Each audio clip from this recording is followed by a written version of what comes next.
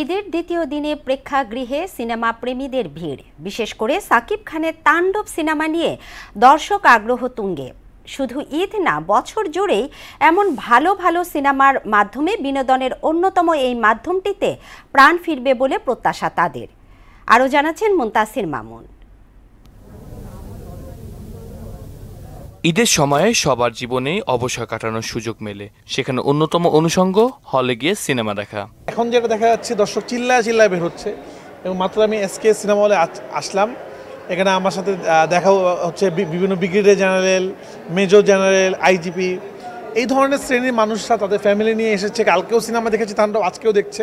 ঈদ মানেই শাকিব খানের ধামাকা। গেল কয়েক বছরের ধারাবাহিকতা এমনই। এবারের ঈদুল আজহাও সিনে কমপ্লেক্সে সিঙ্গেল স্ক্রিনে শাকিব খানের তাণ্ডব মুভি দেখতে দর্শকের ভিড়। সবাই বলেন সিনেমাটিতে পয়সা উসুল।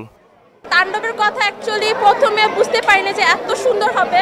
লাস্টের যে টুইস্টটা সেটা সবচেয়ে বেশি ভালো লেগেছে। সাকিবের সবগুলো ভালো। তাণ্ডব নিউ বের হয়েছে, তুফানের থেকে আর একটু উন্নত হয়েছে, দ্যাটস ওয়াই তাণ্ডবই থাকবে সামনে।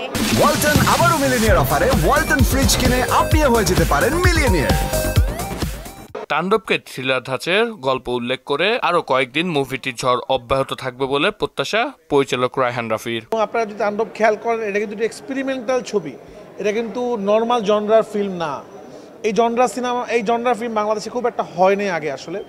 তো এই জনরাটা যে মানুষ দেখছে এবং মানুষ এনজয় করছে, এই জন্য আমরা খুবই হ্যাপি।